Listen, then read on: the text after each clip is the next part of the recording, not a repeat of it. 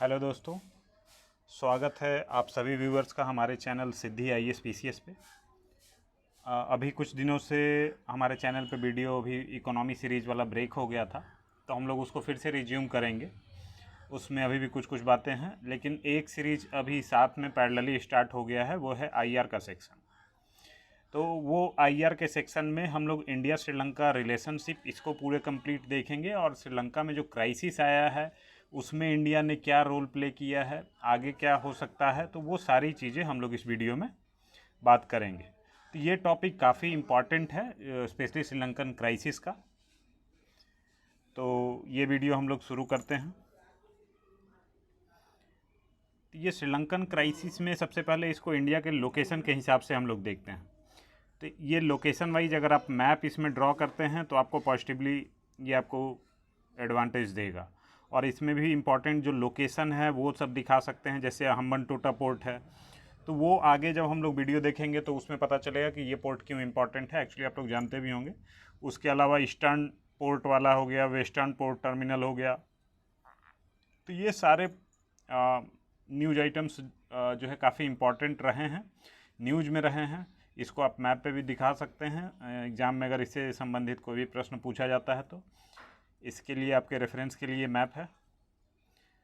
तो हम लोग क्या क्या बात करने वाले हैं, एक तो हिस्टोरिकल क्या रिलेशनशिप रहा है, क्या कॉपरेशन चलता आया है, अभी क्राइसिस चला था, करेंट इश्यूज़, उसके अलावा इंडिया उसमें क्या रोल प्ले किया है, वापस से दोनों कंट्री के बीच के टाई को जोड़ना है तो कैसे जोड़ेंगे, उसी में फिर वे फॉरवर्ड वाली बात वो आगे हम लोग देखेंगे।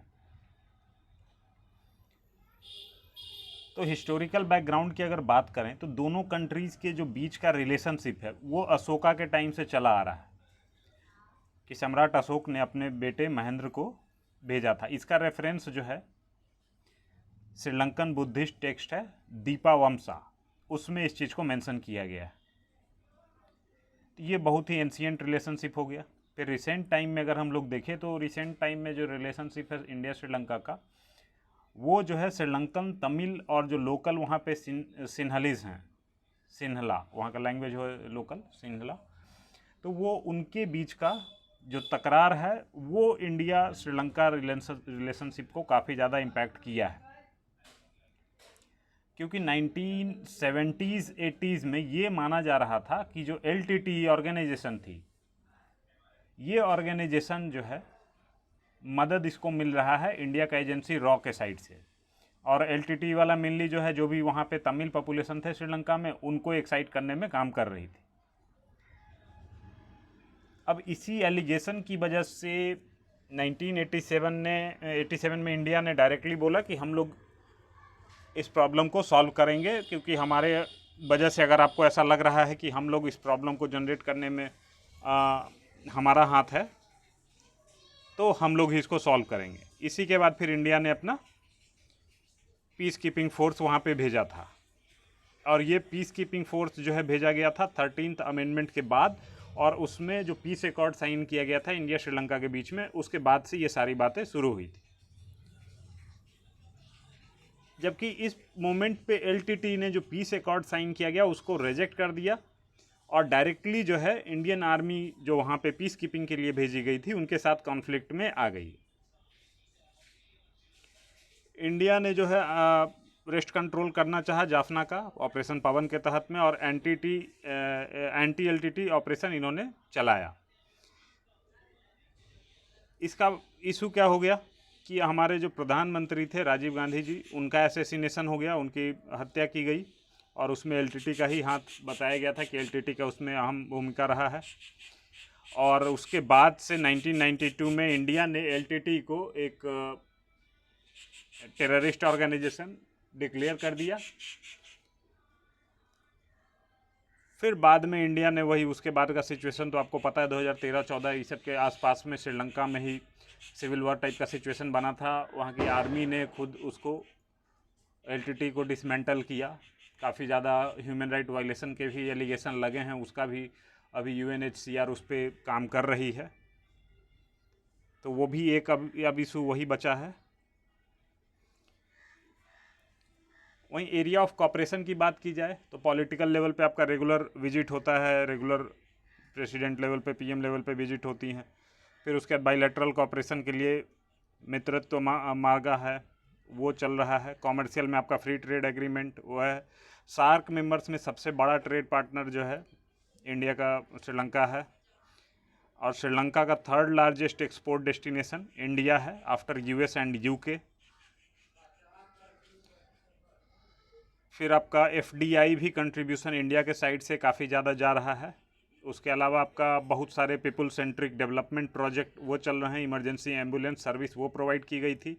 फिर नॉर्दर्न जो श्रीलंका है, मेनली जो जाफना वाला एरिया है, उसमें housing project, transport facility, rehabilitation के लिए तो ये काफ़ी सारी चीज़ें स्टार्ट की गई। तो इन सारे पॉइंट्स को आप लोग थोड़ा थोड़ा एक दो पॉइंट ध्यान में रख सकते हैं, तब वो ताकि वो आप आंसर में मेंशन कर सकें। इसके अलावा हम लोगों ने अभी लाइन ऑफ क्रेडिट एक्सटेंड किया है।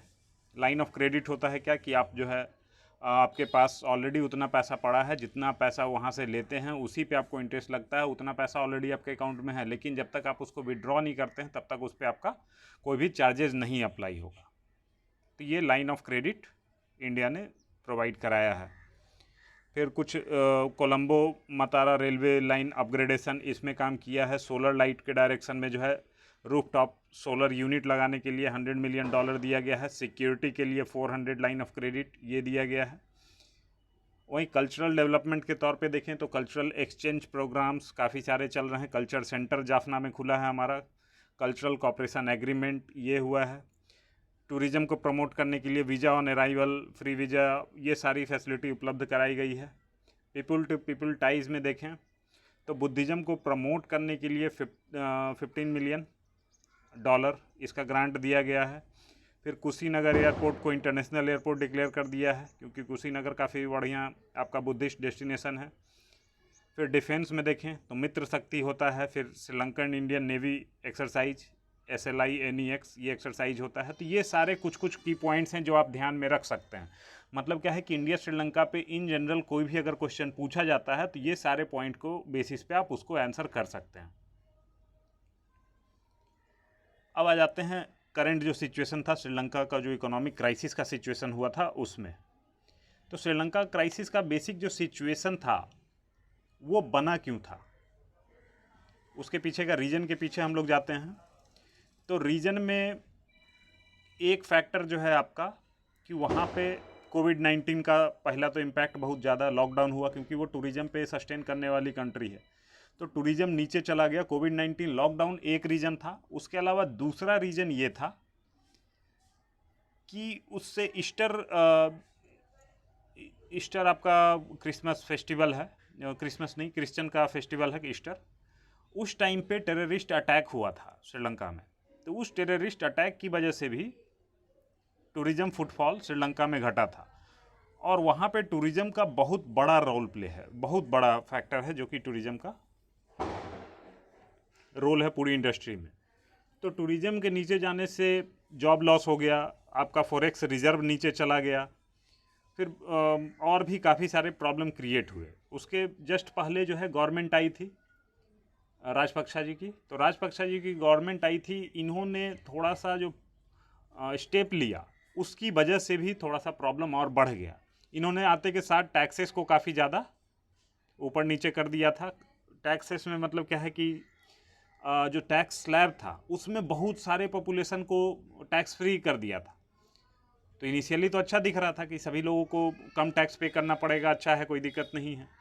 लेकिन इससे हुआ क्या कि स्टेट का अपना जो टैक्स कलेक्शन है वो नीचे चला गया, तो खुद का स्टेट का हालत ख़राब।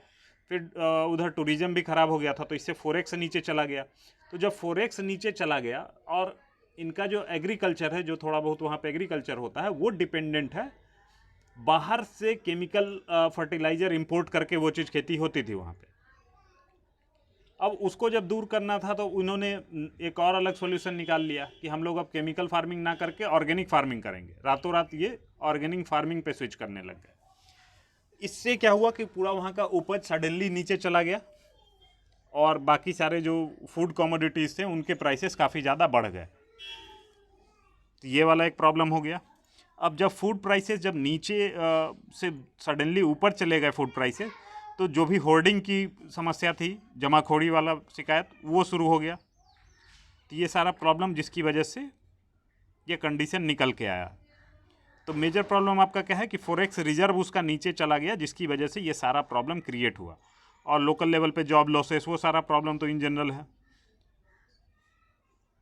इसको ठीक करने के लिए भी कुछ कुछ स्टेप लेने का कोशिश किया गया, जैसे कि आपका, जैसे अपने यहाँ पे रेपो रिवर्स रेपो है, वहाँ पे भी पॉलिसी रेट है वहाँ की सेंट्रल बैंक का, उन्होंने बढ़ा करके उस रेट को बढ़ा करके इसको कंट्रोल करना चाहा, लेकिन इससे और भी ज़्यादा प्रॉब्लम बढ़ गई, क्योंकि लोग के पास पैसा और भी कम हो गया, और भी मुश्किल से मिलने लग गया उनके हाथ में पैसा। तो ये सारा प्रॉब्लम वहाँ पे क्रिएट हो गया था। इसके पीछे का जो रीजन था, रीज़न हम लोग समझ लिए। हाँ, एक रीज़न और है, इसमें कुछ कुछ बातें लिखी हुई हैं, कुछ कुछ नहीं लिखी हुई हैं, तो वो जो भी ऑडियो है, ऑडियो से आप इसको सुन के उसका खुद से नोट्स बनाएंगे और उसको अच्छे से लिख के रखेंगे। कुछ कुछ फैक्टर और था कि पहले से जो लोन इसका लिया हुआ था IMF और ये सारी जगहों से, वो लोन जो है ये लोग रीस्ट्रक्चर करते आ रहा था कंटिन्यूअसली। रीस्ट्रक्चर करने का मतलब क्या है कि अगर 20 साल में चुकाना है तो उसको एक्सटेंड करवा लिया, जाके बोला 25 साल में करेंगे, 30 साल में करेंगे। तो ये भी एक प्रॉब्लम था, जिससे क्या इंटरेस्ट बर्डन कंटिन्यू गवर्नमेंट के ऊपर बढ़ता चला जा रहा था। तो ये सारे प्रॉब्लम्स हैं। तो प्रॉब्लम्स हम लोग समझ गए। अब भारत पे इसका क्या प्रभाव पड़ता, इस तरीके का कोई भी अगर कंट्री पे जो नेबरहुड में है इंडिया के, उससे क्या प्रभाव पड़ेगा। एक तो क्या है, रिफ्यूजी बर्डन वो आने लगेगा। दूसरा क्या है कि आपका जब इस तरीके का इकोनॉमिक क्राइसिस होता है, तो ये इकोनॉमिक क्राइसिस बहुत सारे ऑर्गेनाइज्ड क्राइम्स को जन्म देता है, जैसे ह्यूमन ट्रैफिकिंग हो गया, ड्रग ट्रैफिकिंग हो गया, स्मगलिंग हो गया। तो ये सारे प्रॉब्लम्स यहाँ पे क्रिएट हो जाते हैं। फिर क्या है कि इसकी वजह से वहाँ पे जो सेपरेटिस्ट लोग हैं वो एंटी इंडियन सेंटीमेंट वहाँ पे जनरेट करने लगेंगे। फिर आपका जो लोकल तमिल और सिंहलीज हैं उनमें क्लैश होगा, तो और फिर जो एंटी इंडिया सेंटीमेंट है उसको और बढ़ावा मिलेगा। फिर हमारा मैक्सिमम जो अभी तक इंपोर्ट या एक्सपोर्ट हो रहा था, उसमें कोलंबो पोर्ट का बहुत बड़ा योगदान है कि हमारा जो मैक्सिमम जो कंटेनर आता जाता है, तो बड़ा बड़ा कंटेनर वहीं पे डॉक होता है अभी भी। अभी हम लोगों धीरे धीरे अपने यहाँ पे कैपेबिलिटी डेवलप की है, बट स्टिल वहाँ से ऑपरेशन काफ़ी ज़्यादा हो रहा था, तो वहाँ का फंक्शन डिसरप्ट हो रहा था, तो उसकी वजह से हमारा इंपोर्ट एक्सपोर्ट प्रभावित हो रहा था। अब इस तरीके के चैलेंजिंग सिचुएशन में चाइना आगे घुस रहा था, चाइना बीच में पैसा लेके पहुँच गया अपना। तो ये भी एक प्रॉब्लम वाली बात थी इंडिया के लिए कि जो चाइना का अपना स्ट्रिंग ऑफ पर्ल्स, ये वाली जो पॉलिसी है कि इंडिया को चारों तरफ से घेर लो, तो उसमें श्रीलंका भी एक पार्ट था, तो उसमें भी दिखता है कि वो बढ़ावा मिलता दिख रहा था। तो ये सारे प्रॉब्लम्स इंडिया के लिए था। स्ट्रैटेजिकली अगर देखा जाए तो इंडिया का अपना नेबरहुड फर्स्ट पॉलिसी है, उसके जस्ट अगेंस्ट में था कि आपके नेबरहुड में ही आप संभाल नहीं पाए तो कैसे आप ग्लोबल पावर बनेंगे। फिर आपका इंडिया का इंटरनेशनल लेवल पे जो रेपुटेशन है वो प्रभावित हो रहा था कि आप खुद के आसपास में नहीं संभाल पाते हैं, कैसे आप चाहते हैं कि UNSC में आपको परमानेंट सीट दे दिया जाए। तो ये सारे प्रॉब्लम्स इंडिया को स्ट्रेटजिकली यहाँ पे फेस करने पड़ा था। अब आ जाते हैं नेक्स्ट स्लाइड पे कि इंडिया ने क्या क्या चीज़ किया। इंडिया ने पहले से काफ़ी सारा लोन श्रीलंका को दिया हुआ था, तो इन्होंने इनिशियली जो है सारा का सारा जो इसका लोन था 3.8 बिलियन का, उसको पूरा रिस्ट्रक्चर तो कर नहीं सकते थे, तो थोड़ा सा ऐड जो है अपने साइड से एड इंडिया ने प्रोवाइड कराया। ह्यूमैनिटेरियन असिस्टेंस प्रोवाइड किया, लाइन ऑफ क्रेडिट $500 मिलियन का वो दिया गया ताकि वहाँ फ्यूल इंपोर्ट किया जा सके। फ्यूल प्राइसेस काफ़ी ज़्यादा प्रॉब्लम कर रहा था वहाँ पे। फिर फूड और मेडिसिन ये उपलब्ध कराया। फिर तमिलनाडु गवर्नमेंट की तरफ से $16 मिलियन का इसेंशियल आइटम वो दिया गया। फिर आपका $400 मिलियन का करेंसी स्वैप फैसिलिटी वो श्रीलंका को प्रोवाइड किया। फिर आपका successive Asian clearing union ACU, उसके सेटलमेंट को इंडिया ने डेफर करवाया। तो ये सारी चीज़ें इंडिया ने अपने साइड से कोशिश की ताकि ये प्रॉब्लम जो है सेटल हो सके, वहाँ पे जो क्राइसिस है क्राइसिस को टैकल किया जा सके। तो ये इंडिया के साइड से स्टेप था। अभी धीरे धीरे सिचुएशन थोड़ा थोड़ा सुधरना शुरू हुआ है, लेकिन जब तक ये लॉन्ग टर्म में फिक्स नहीं होता है पूरा का पूरा प्रॉब्लम, तब तक ये सॉल्यूशन नहीं निकलेगा इसका। इसके अलावा और दोनों कंट्रीज़ के बीच में देखते हैं और क्या क्या प्रॉब्लम्स हैं जिसकी वजह से दोनों कंट्रीज़ के बीच में और भी मुद्दे चलते रहते हैं। जैसे कुछ दिनों पहले इंडिया जापान का एक कंबाइंड प्रोजेक्ट था ईस्ट कंटेनर टर्मिनल प्रोजेक्ट का। श्रीलंका इससे पीछे हट गया, ये बोला कि कोशिश कर रहा था कि चला जाइए चाइना के हाथ में। फिर आपका फिशिंग डिस्प्यूट वो काफ़ी ज़्यादा है। जो इंडियन फिशरमैन है वो बॉटम ट्रॉलर्स यूज करते हैं फिशिंग के लिए। बॉटम ट्रॉलर्स क्या होता है कि वो नीचे से ज़मीन बिल्कुल खखार के बिल्कुल नीचे से खींच के वो निकाल लाता है सारा मछली। तो उसमें क्या होता है कि सिर्फ मछली नहीं, पूरा उसका जो रहने का घर है, आवास है, वो सब कुछ उखड़ के चला आता है। तो ये क्या है, लॉन्ग टर्म में ज़्यादा सस्टेनेबल है नहीं। जबकि जो श्रीलंकन फिशरमैन है वो जो ट्रेडिशनल बोट्स हैं उसी से फिशिंग कर रहे थे, तो उनका भी जो मछली पकड़ने का संख्या है वो भी कम होने लग गया था। तो ये काफ़ी ज़्यादा लाइवलीहुड को प्रभावित कर रहा था वहाँ पे। फिर जो है पॉलिटिकल भी मुद्दा बना दिया गया था। जैसे राजपक्षा जी के जब 2015 में इलेक्शन हारे थे तो इनका कहना था कि इंडियन इंटेलिजेंस का इंटरफेरेंस था यहाँ के लोकल पोल्स में। फिर जो है प्रेसिडेंट सिरिसेना ने उन्होंने ये आरोप लगाया था कि इंडियन इंटेलिजेंस जो है उनके असैसिनेशन को प्लॉट कर रहा है, उनकी हत्या कराने का प्रयास किया जा रहा है। फिर एक आपका है कच्छातीबू आइलैंड। कच्छातीबू आइलैंड आपका इंडिया और श्रीलंका के बीच में पड़ता है, जो कि इंडिया ने श्रीलंका को दे दिया था पहले, बट तमिलनाडु बोलता है कि कच्छातीबू जो है इंडियन टेरिटरी में पड़ता है। तो इसको लेके काफ़ी ज़्यादा डिस्प्यूट होता है। नेक्स्ट एक बड़ा फैक्टर है चाइना का। चाइना जो है हमारा सिक्योरिटी के रीजन से देख लें तो सिक्योरिटी के रीजन से आपका हम्बनटोटा पोर्ट वो जो है 1999 ईयर के लिए 99 साल के लिए लीज पे चाइना को दे दिया है। फिर आपका जो चाइनीज लोन है वो करीब 15% ऑफ एक्सटर्नल डेट इतना पहुंच चुका है वहाँ का, श्रीलंका का। तो ये सारे प्रॉब्लम्स हैं जो अभी करंट में फेस करने को देखने को मिल रहे हैं। अब चाइनीज़ इन्वेस्टमेंट, इसका कुछ इमेज दिया गया है, इसको आप लोग चाहे तो देख सकते हैं कि करंट में जो है सबसे ज़्यादा FDI चाइना जो है दे रहा है। वहीं एक्सपोर्ट की बात की जाए तो एक्सपोर्ट टू श्रीलंका वहाँ पे इंडिया जो है 3.2 बिलियन का एक्सपोर्ट कर रहा है, जबकि चाइना 3.8 बिलियन का एक्सपोर्ट कर रहा है।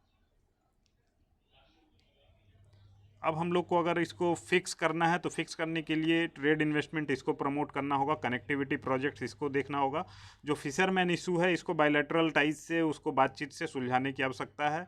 रिलीजन लेवल पे बुद्धिस्ट एक्सचेंजेज वो कर सकते हैं वहाँ पे। फिर अयोध्या टेम्पल के जो टेम्पल बन रहा है वहाँ के लिए सीता टेम्पल स्टोन वो वहाँ से आ जाए श्रीलंका के पास से, तो वो एक अच्छा जेस्चर होगा। रिलीजियस लिंक प्रमोट करने का एक तरीका हो सकता है।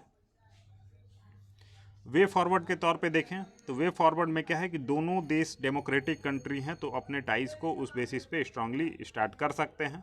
मेन स्टार्ट करना होगा तो बिजनेस आपको सेपा के तहत में, comprehensive economic partnership agreement CEPA, ये साइन करके आप लोग स्टार्ट करा सकते हैं। पीपल टू पीपल लिंकेज बढ़ाने के लिए और भी फैसिलिटी दी जा सकती है, बिना वीज़ा के अराइवल, ये सारी सुविधाएँ उपलब्ध कराई जा सकती हैं। फिर आपका हेल्थ एजुकेशन वहाँ पे लोकल लेवल में वो चीज़ को प्रमोट कराने की ज़रूरत है। फिर आपका इंडिया का जो सॉफ्ट पावर है वो यूज कर सकते हैं हम लोग जॉब अपॉर्चुनिटी क्रिएट कराने के लिए श्रीलंका में। उसके अलावा जो आपका कुछ और भी पॉइंट है, जैसे maritime economy, blue economy, इसको हम लोग एक्सप्लोर कर सकते हैं। ये सारे पॉइंट्स हैं जो हम लोग यूज कर सकते हैं। यही सारा कुछ था इसमें। अगर आप जो है अगर इस टॉपिक को और अच्छे से करेंगे, ये बहुत ज़्यादा प्रोबेबल है। इस क्वेश्चन को आप लोग ट्राई करें। क्वेश्चन क्या है कि mentioning the causes of economic crisis in Sri Lanka, analyse the impact and role of India in the efforts being made to overcome it. जो श्रीलंका में इकोनॉमिक क्राइसिस आया है उसका कारण मेंशन कीजिए। उसके अलावा भारत पे इसका क्या प्रभाव पड़ा है और भारत इसमें क्या भूमिका निभाया है, उस पे आपको जो है ये पूरा आंसर लिखना है। तो इस वीडियो में यही सारी बात है।